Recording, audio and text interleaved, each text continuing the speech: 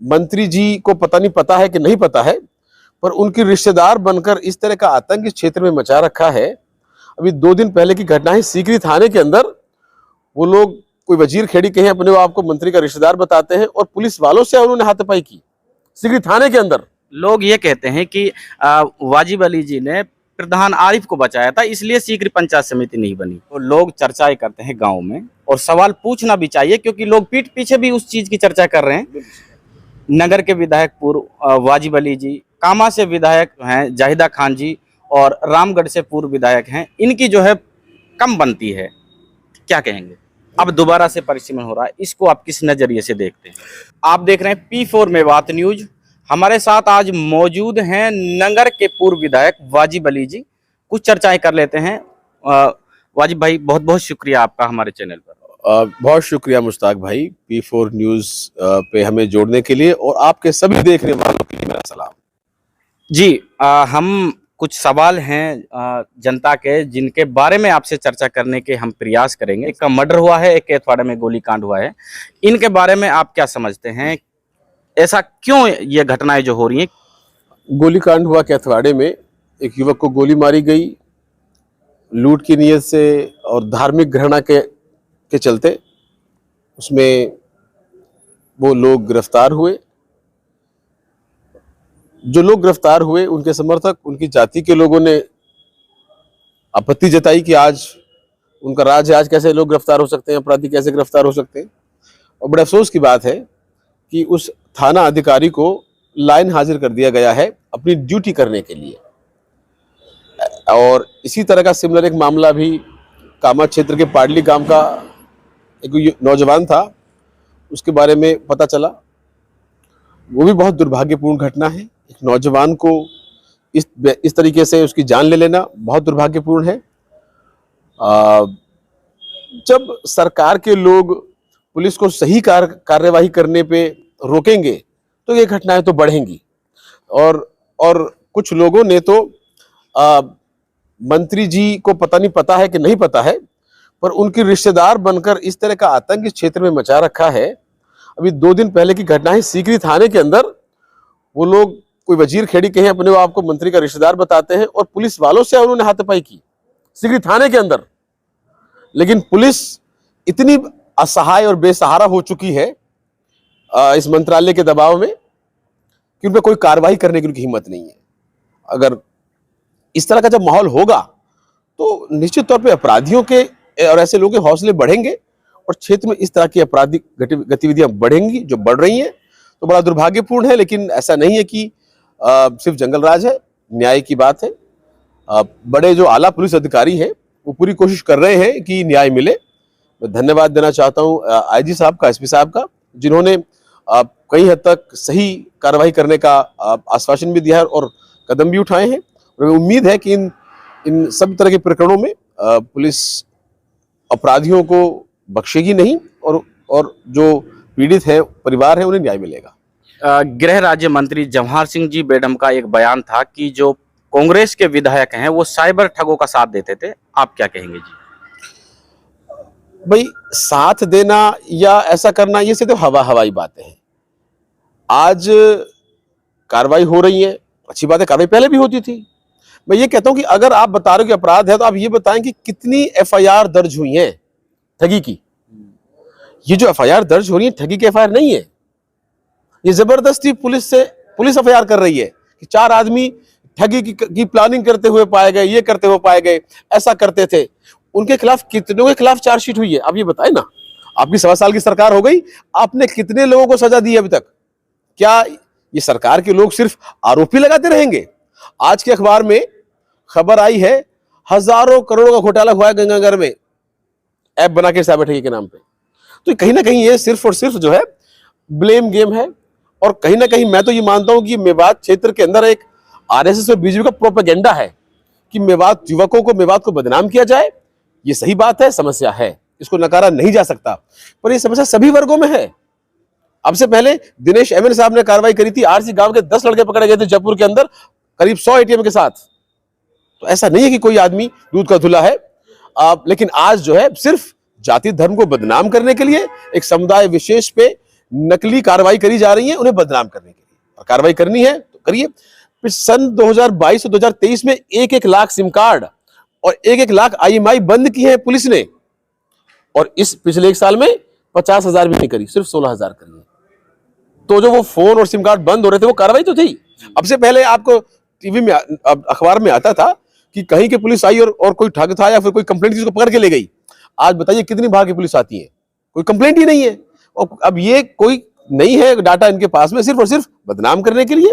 4 नौजवान मिले, 2 को छोड़ा, 2 को पकड़ा, और लूट चल रही है पुलिस के सिपाहियों के द्वारा, जो अपने आप को सब लोग मंत्री के रिश्तेदार बताते हैं। हर थानों में 4-4 रिश्तेदार हैं, और मैं बताता हूं इतने किसी MLA मंत्री के इतने रिश्तेदार नहीं होंगे जितने नगर में हैं। कुछ लोग थाने के सामने आके बैठ जाते हैं, कुछ तहसील के आगे सामने आके बैठ जाते हैं, कुछ नगर पालिकाओं में नगर में जाके बैठ जाते हैं, चाहे वो ठेकेदारी हो, चाहे वो पुलिस तहसील हो, सबको रिश्तेदारों से गुजरना पड़ता है। तो ये रिश्तेदारों की सरकार चल रही है, लेकिन इसमें कहीं ना कहीं जो सही अपराध है उन पे अंकुश नहीं लग रहा। शराब जो है, अगर 5 ठेके स्वीकृत हैं तो 50 ठेके चल रहे हैं। हर गांवों के अंदर जो है ठेके खुलवा दिए गए हैं, इलीगल और लीगल दोनों तरह के। भांग और गांजा जो है अब वो शहरों में बिकने लगा है। सीकरी के अंदर कम से कम 50 दुकानें चल रही हैं, वे घरों के अंदर बुला के छोटी दुकानों पे शराब पिलाई जाती है। ये इससे किसके बच्चे बर्बाद हो रहे हैं? ये जो बीजेपी के वोटर्स हैं, मैं उनसे भी कहना चाहता हूं, आप ही के बच्चे इस नशे में बर्बाद हो रहे हैं। सट्टा आम चल रहा है। सट्टे का तो मंत्री जी का तो नगर में ऑफिस सट्टा कारोबारी के घर में है, तो सट्टा कैसे बंद होगा जब सारे अधिकारी वहां जाके जन सुनवाई करते हैं नगर के अंदर। मुझे नाम नहीं मालूम उस सज्जन का, पर वो जो है उस पर कब्जा हो चुका है। वो जो सट्टे अधिकारी, वो समझ लें वो अपना ऑफिस खाली नहीं करा सकते, अब वो कब्जा भी हो गया उस घर पे, जैसे की आदत होती है लोगों की, और सट्टा वहां से चल रहा है। तो ये अपराध असल ये है। क्षेत्र के अंदर मोटरसाइकिल चोरी आम हो रही है, भैंस चुर रही है, दिन दहाड़े लोगों को गोली मारी जा रही है, लूट हो रही है। 70-70 लाख की लूट हो गई नगर के अंदर, दुकानों के ताले तोड़े जा रहे हैं। पर इन सब पे ध्यान नहीं है। सिर्फ माहौल बनाने के लिए अखबार में फोटो छपती है, सब 3 साइबर ठग पकड़े गए और ये काम करते थे तो भाई चार्जशीट पेश करो, किसके साथ ठगी गई, कितने की ठगी करी, वो बताएं, जेल करिए, उनको फांसी पे चढ़ाइए। कौन मना करता है? लेकिन कार्रवाई नहीं करनी, बस जो है अब एक एजेंडा के तहत, प्रोपेगेंडा के तहत जो है अपनी वाहवाही लूटनी है। लेकिन जनता देख रही है और बहुत जल्दी इनकी बात को समझ रही है। पिछली बार कांग्रेस की सरकार थी, आप विधायक थे, तो क्या आप इस बात को मानते हैं कि कांग्रेस सरकार ने विकास तो कराए थे, लेकिन एन वक्त मतलब लास्ट टाइम पे लेके गए थे, जो काम पूरे नहीं हुए? ऐसा क्यों हुआ था? जो देखिए ऐसा होता है, कोई भी काम है ना, बच्चे पैदा होने को 9 महीने लगेंगे, जो टाइम है उसको पूरा टाइम लगता है, राइट। अब खो में तहसील खुली, तहसीलदार बैठा हुआ है, काम पूरा हो गया ना। सीकरी में तहसील बनी, तहसीलदार की नियुक्ति हुई। सीकरी में SDM ऑफिस बना, SDM साहब बैठे हुए हैं। सीकरी के अंदर कॉलेज स्वीकृत हुआ, कॉलेज चालू है, बिल्डिंग का निर्माण 90% हो चुका है। महिला महाविद्यालय जो है, कॉलेज चालू है, 90% निर्माण हो चुका है। उपजिला अस्पताल बन चुका है, उपजिला अस्पताल चालू है, करीब 100 का स्टाफ हो गया जहां 5 का स्टाफ होता था, तो वो चीज चालू है। तो ऐसा कौन सा काम? देखो, भवन निर्माण में तो टाइम लगेगा, पहले पैसा स्वीकृत होगा, उसके टेंडर होंगे, उसके वर्क ऑर्डर जारी होंगे, फिर ठेकेदार बहुत अच्छे मिलते हैं इस हमारे भरतपुर क्षेत्र में, वो काम चालू करेंगे। अब बिल्डिंग तो साहब 6-8-10 महीने में बनेगी, वो पूरा प्रोसेस है। पर अब से पहले तो काम कभी चालू ही नहीं हुए ना भाई। हमने क्षेत्र की प्रॉब्लम को आइडेंटिफाई किया। आपका थाना अधिकारी जालुकी में बैठा है, थाना अधिकारी आपका जरूतर में बैठा है, जरूतर के अंदर तहसीलदार बैठा हुआ है। देव नारायण आवासीय विद्यालय RC के अंदर 80% बन के तैयार है। माइनॉरिटी का जो है हॉस्टल हमारे सीकरी में 80% बन के तैयार है। तो अब जिस काम में जो टाइम लगेगा वो तो उतना ही लगेगा। जादू की छड़ी तो किसी के पास भी नहीं है। मंत्री जी ने घोषणाएं करवाई थी पिछले बजट में, ये तो दूसरा आ गया। आप बताएं कितनी घोषणाएं धरातल पर हैं? तो जो मैं ये नहीं कहता कि वो होंगी पूरी नहीं, अच्छी बात है, घोषणाएं हुई है, होनी चाहिए, जनता के लिए है, लेकिन टाइम जितना लगे उतना तो लगेगा ही। और ऐसा नहीं है पूरे 5 साल में ऐसा कोई बजट नहीं गया जहां नगर विधानसभा के लिए अच्छी सौगातें नहीं मिली। उसमें चिकित्सा के मामले में भाई गढ़ी मेवात के अंदर PSC चालू थी, भवन निर्माण नहीं हुआ था, वो अलग बात है। भवन निर्माण एक होना वो अलग चीज है, लेकिन स्वीकृत हो गई, पद स्वीकृत हो गए, डॉक्टर बैठ गया। लेकिन ऐसा असहाय और बेसहारा मंत्री राजस्थान में अकेला है जिसको अपने गांव के लिए अस्पताल नहीं स्वीकृत करवा पाया और कहीं अस्पताल बंद करना पड़ा और दूसरी जगह चालू करना पड़ा। ये जनता देख रही है इन सब चीजों। वाजिब भाई, पिछले कार्यकाल में कांग्रेस की सरकार थी, नगर विधानसभा में मात्र एक पंचायत समिति थी। क्या आपके कार्यकाल में सीकरी को पंचायत समिति नहीं बनाया जा सकता था? लोग कहते हैं कि वाजिब ने एक पंचायत समिति, एक प्रधान को बचाया है, जबकि बनवा सकते थे। आप क्या कहेंगे इस बारे में? सीकरी पंचायत समिति गठित हो चुकी है, उसका गैजेट जारी हो चुका है। अच्छा, इफेक्ट में बीच में नहीं आती है, जब अगला चुनाव होता है तो इफेक्ट में आती है। सीकरी पंचायत समिति कायम है और कायम रहेगी। जो क्योंकि गैजेट जो होता है, सरकार का राजपत्र जो होता है, वो जारी हो चुका है, तो सीकरी पंचायत समिति बनी हुई है। अब जब आने वाले चुनाव होंगे तो सीकरी पंचायत समिति में चुनाव भी पूरे होंगे। और मैं तो मांग करता हूं कि अब जो है 2 पंचायत समिति और बननी चाहिए। एक खो पंचायत समिति बननी चाहिए और एक जरूर पंचायत समिति बननी चाहिए, क्योंकि सरकार ने रिलैक्सेशन भी दिया है। 17 पंचायत में पंचायत समिति बन सकती है। नगर विधानसभा के अंदर इनफ पंचायतें हैं। अगर मंत्री जी इस दिशा में काम करेंगे तो हम भी उनको धन्यवाद देंगे। लोग ये कहते हैं कि वाजिब अली जी ने प्रधान आरिफ को बचाया था, इसलिए सीकरी पंचायत समिति नहीं बनी। जैसे मैं बताऊं, टेक्निकल बात है। जब कोई कार्यकाल चलता होता है और बीच में आप नई पंचायत समिति क्रिएट करते हैं तो पंचायत समिति तो क्रिएट हो गई, उसका एग्जिस्टेंस जब आएगा जब अगले चुनाव होंगे। अगर बीच में एग्जिस्ट होता है तो फिर सभी के चुनाव दोबारा कराने पड़ते हैं, चाहे वो डी के प्रधान भी थे, चाहे वो नगर पंचायत समिति के प्रधान थे। इससे पूरे इलाके के अंदर जो विकास की जो चल रही थी वो उसमें मुश्किल आती। पंचायत समिति बन चुकी है, राजपत्र जारी हो चुका है, उसमें कोई बदलाव नहीं है, ये मैं आपको विश्वास दिलाता हूँ। पूर्व विधायक जी, एक सवाल और है जो लोग चर्चाएं करते हैं गांव में, और सवाल पूछना भी चाहिए क्योंकि लोग पीठ पीछे भी उस चीज की चर्चा कर रहे हैं। नगर के विधायक पूर्व वाजिब अली जी, कामा से विधायक मंत्री हैं जो हैं जाहिदा खान जी, और रामगढ़ से पूर्व विधायक हैं, इनकी जो है कम बनती है, क्या कहेंगे?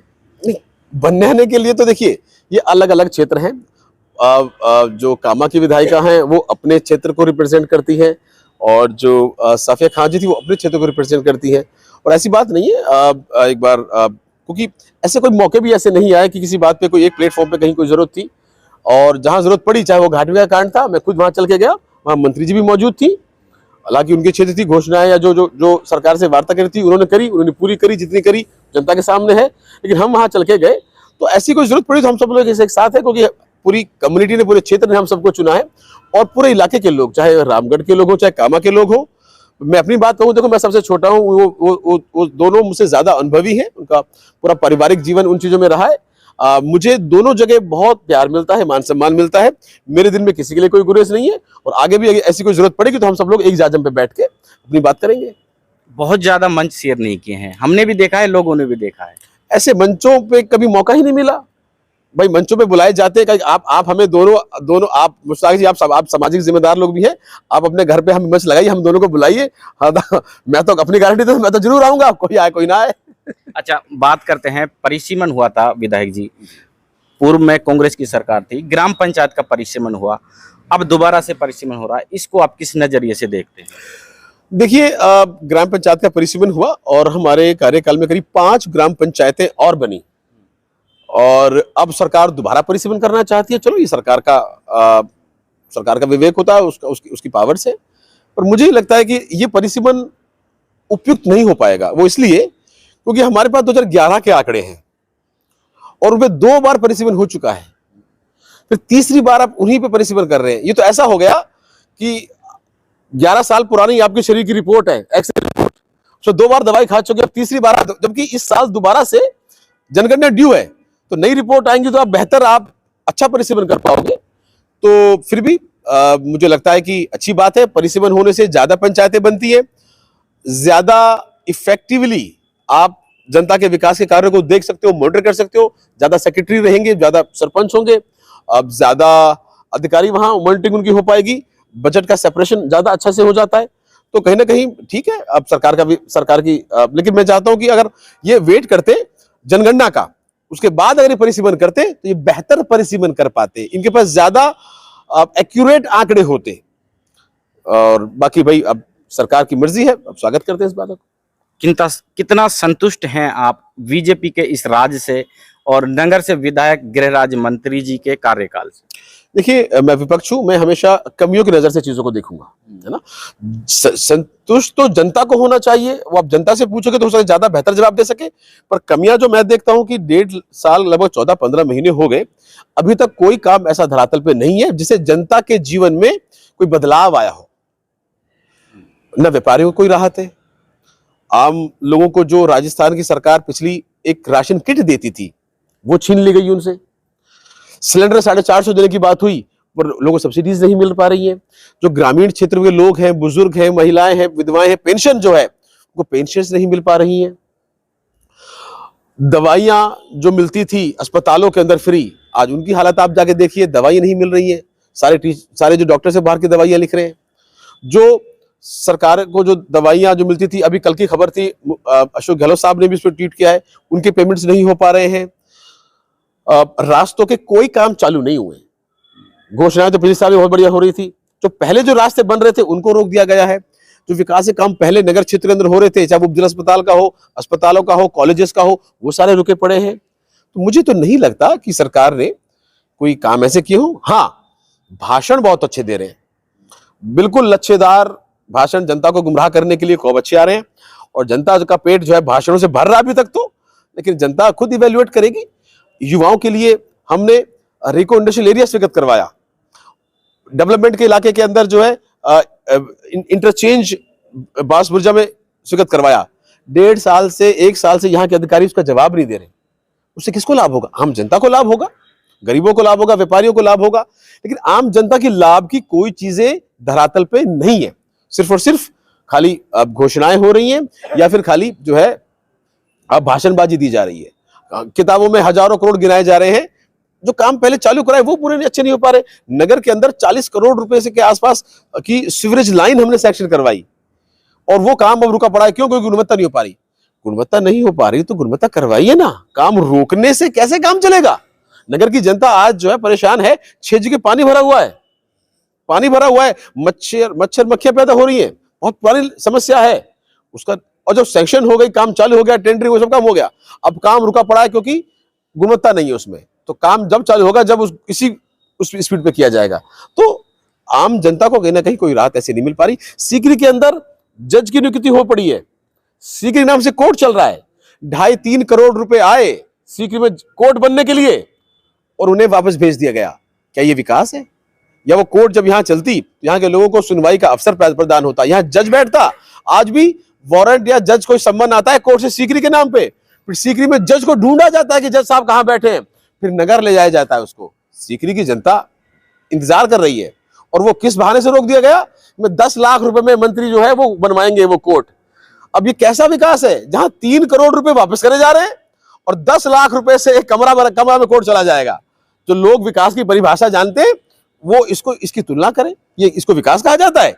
जो अस्पताल नगर में बड़ा बन रहा था 15 बीघा के अंदर, जहां खुले में मेन रोड पे जहां ट्रॉमा सेंटर होता, उसको गांव के अंदर छोटा बनाया जा रहा है, जहां इमरजेंसी व्हीकल नहीं जा पाएंगे, जहां आज आसपास के व्यापारी सारे परेशान हैं।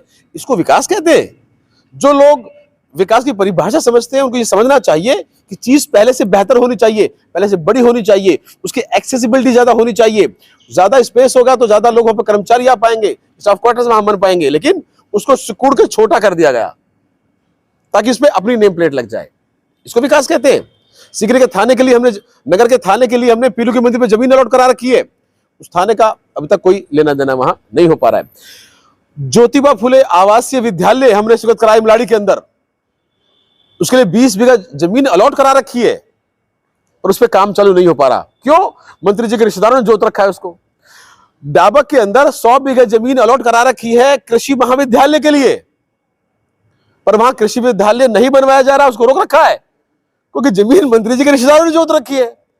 अब इन रिश्तेदारों से इस नगर को कैसे बचाया जाए, ये भगवान भला करे इनका, रिश्तेदारों का और मंत्री जी का, लेकिन ये इनसे नुकसान किसको हो रहा है? आम जनता को हो रहा है। कृषि महाविद्यालय पूरे इलाके में नहीं है, यहां चलता लेकिन उसका भवन निर्माण नहीं हो पा रहा। अच्छा विधायक जी, जनता बहुत परेशान है, सामग्री जो है इतनी घटिया क्वालिटी की लग रही है जो भी कार्य नगर में हो रहे हैं। तो ये सवाल तो गृह मंत्री जी से हम जब मिलेंगे जरूर पूछेंगे, लेकिन आपसे हम जरूर जानना चाहेंगे कि अगर इन चीज़ों से बचना है जनता को तो क्या करना चाहिए?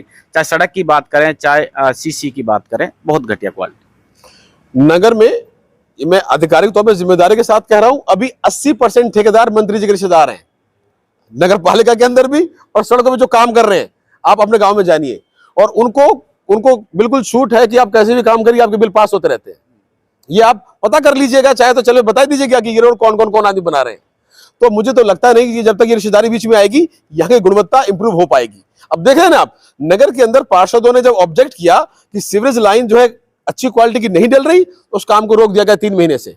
वो ठेकेदार बेचारा उस मंत्री जी के ऑफिस में बैठा रहता है कि मेरा काम जुगाड़ से चालू करा दो, क्योंकि भाई सेवा तो वहां कर दी। तो जब तक गुणवत्ता नहीं आ पाएगी, जब तक निष्पक्ष रूप से अच्छे लोगों को ठेके नहीं मिलेंगे, जो लोग गुणवत्ता नहीं कर रहे हैं उन पर कार्रवाई नहीं होगी। आप जांच करिए, चाहे वो पुराने कार्यकाल के काम हो, अगर गलती है किसी ठेकेदार की उसको आप टर्मिनेट करिए, सॉरी उसको आप ब्लैकलिस्ट करिए, लेकिन काम रोकना तो कोई उपाय नहीं है। और ये निश्चित तौर पे ये सही बात है, हमारे यहाँ के जो लोकल ठेकेदार हैं अच्छे काम नहीं आते। आपके माध्यम से बता देना चाहता हूं, जो जिला अस्पताल बाहर बन रहा था उसकी बाउंड्री हुई, नगर पालिका ने कराई 50 लाख रुपए में, उसकी दीवार गिर गई और ठेकेदार पे कोई कार्रवाई नहीं है, क्योंकि ठेकेदार जो है वो रिश्तेदार है। ये परेशानी है जी। आपको हमारे व्यूअर्स बहुत अच्छी तरीके से सुनते हैं और सुनना भी चाहते हैं, आपकी हर एक वीडियो पे बहुत अच्छे व्यूज आते हैं, उनके लिए क्या कहेंगे? लास्ट सवाल। मैं सब आप सभी व्यूअर्स का धन्यवाद देना चाहता हूं, और मैं ये कहना चाहता हूं आप हमारी बातें भी ना सुने ना सरकार को सुने, अपना अपना इवैल्यूएशन कीजिए, सही को सही कीजिए कहिए और गलत को गलत कहिए। आज जो जिस तरह का क्षेत्र के अंदर माहौल बन रहा है, जिस तरह प्रोपेगेंडा चल रहे हैं, हमें से बचने की जरूरत है, भाईचारा बनाने की जरूरत है। हमारे बच्चों के भविष्य के लिए हमें क्या चाहिए? अच्छे स्कूल चाहिए, अच्छे अस्पताल चाहिए, अच्छी सड़कें चाहिए, अच्छा लॉ एंड ऑर्डर चाहिए। नेता चाहे मैं हूं चाहे कोई और हो, जब तक जनता इन सवालों को करती रहेगी तो जनता के मुद्दे प्रायोरिटी में रहेंगे। और जब हम ये जो है कि देश की सुरक्षा, अखंडता और कहां के ये भाषण ये लोग घुमाते हैं, अगर हम उनमें बटे रहे तो नहीं ना कहीं इन लोगों को वॉकओवर मिलता रहता, कोई जिम्मेदारी से ये लोग भागते रहेंगे। आप लोगों ने हमेशा हमें मान सम्मान दिया है, प्यार दिया है, इसके लिए मैं तहे दिल से आपके लिए शुक्रगुजार हूं। चाहे हम सत्ता में हो चाहे विपक्ष में हो, हमारी जिम्मेदारी बनती है कि हम आपकी आवाज बने। मेरे लायक जो भी कोई खिदमत होती है मैं पूरी कोशिश करता हूं उसके लिए रहे। कल से उम्मीद करते हैं, कल से परसों रमजान शुरू होने वाले हैं। आप सबको रोजों की, रमजान की बहुत बहुत मुबारकबाद। हमारी कोशिश रहे कि इस पाक महीने में हम जो है इबादत करें, अपने अंदर की जो बुराइयां हैं उन्हें दूर करें। पड़ोसियों की बुराइयां मत देखिए, गांव की बुराइयां मत देखिए, बाद में अपने अंदर की बुराइयां, अपनी कमियां हम दुरुस्त करेंगे तो सब ठीक हो जाएगा। एक अच्छा नगर बनेगा, अच्छा मेवात बनेगा, अच्छा राजस्थान बनेगा, अच्छा हिंदुस्तान बनेगा। आप सबको बहुत बहुत शुभकामनाएं, बहुत बहुत मुबारकबाद, शुक्रिया। तो साथियों, हमारे साथ थे बेहतरीन पॉलिटिशियन, पूर्व विधायक नगर से वाजिब अली जी। आपने सुना, आपकी क्या समझ है हमें कमेंट जरूर करें, इस प्रोग्राम को और लोगों तक शेयर करें। बहुत बहुत शुक्रिया, धन्यवाद।